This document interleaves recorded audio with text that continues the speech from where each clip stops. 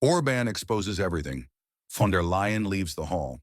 On September 10th, the plenary chamber of the European Parliament in Strasbourg became the scene of a historic, even dramatic confrontation. On the agenda was the political fate of Commission President Ursula von der Leyen. For the first time in the history of the European Union, two motions of no confidence were submitted simultaneously against the entire Commission. The motions initiated by the Patriots for Europe, PFE faction on one side and the left faction on the other, reflected the deep division and growing dissatisfaction within the parliament.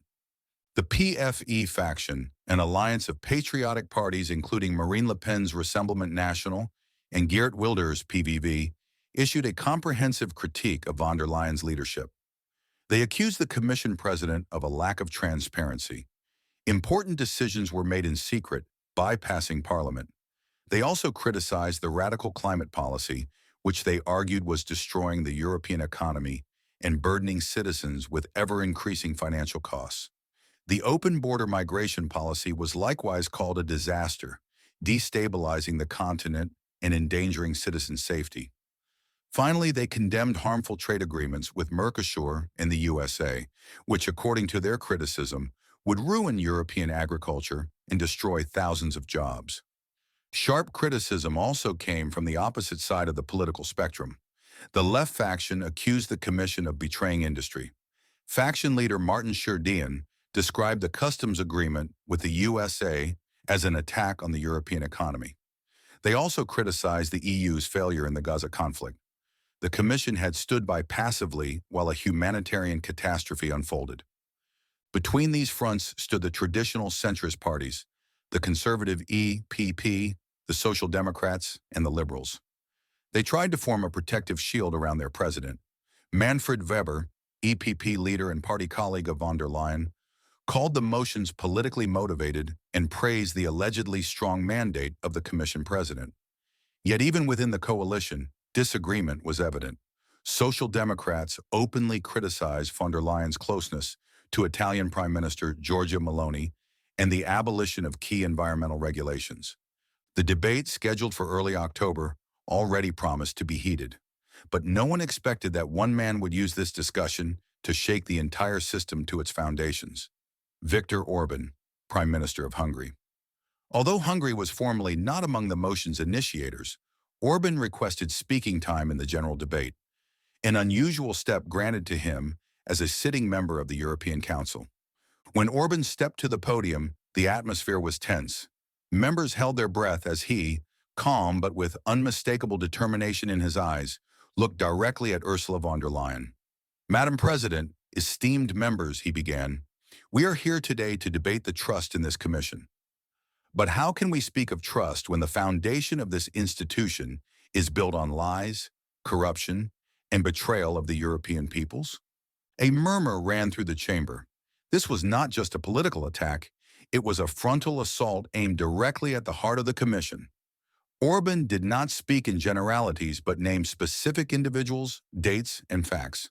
He exposed the notorious Pfizer deal, revealed previously unknown details of the SMS scandal surrounding the procurement of COVID vaccines, and described secret agreements between von der Leyen and corporate CEOs made over the heads of member states, with billions in costs for European taxpayers. "Who benefited from this deal, Ms. von der Leyen?" he asked directly. "Certainly not the citizens of Europe." But Orban went further. He spoke about the so-called climate lie and explained how the green transformation is in reality a gigantic redistribution program from bottom to top. A small lobby of climate policymakers and global corporations benefits by billions, while ordinary citizens pay rising energy prices and lose jobs. "You speak of climate protection, but you mean the destruction of our industry and secured poverty for our peoples," he shouted into the chamber. He also denounced the EU's double standards in the Gaza conflict. While sanctions were imposed on Russia, the Commission looked on passively as civilians died in Gaza. "Is the life of a Ukrainian child worth more than that of a Palestinian child?" Orban asked, a question that echoed in the room without an answer. Another focus of his speech was freedom of speech. Orban revealed how the Commission, under the guise of combating disinformation, attempted to silence every conservative, patriotic, and government-critical voice. He spoke of censorship laws, cooperation with tech giants, and an almost totalitarian monopoly on opinion. The revelations hit von der Leyen squarely.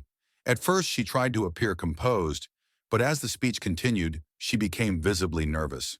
She whispered to her commissioners, her face turned pale. When Orban struck the final blow, the moment of escalation had arrived. This commission is not only incompetent, it is controlled by foreign powers. The U.S. globalists have the reins firmly in hand and dictate what this commission can and cannot do. He addressed von der Leyen directly. You are not the president of the European citizens, you are the governor of foreign interests. And that is why this entire horde must face an international tribunal. At that moment, Ursula von der Leyen abruptly stood up, shot Orban an angry glance, whispered something to her neighbor, and left the hall quickly. Her departure caused uproar. Centrist MPs accused Orban of spreading Russian propaganda, while MPs from the patriotic and leftist factions applauded him, celebrating him as a hero. Von der Leyen's flight had immediate political consequences. Many previously undecided MPs saw her behavior as proof that the accusations were justified. A commission president who flees before a debate had lost every right to lead this institution. The chances of the motions of no confidence rose dramatically, and the parliament was more divided than ever. Orban's speech and von der Leyen's reaction illustrate the growing tensions within the EU. Between the ideological camps, right, left, and center, there seems to be a divide shaking trust in central institutions.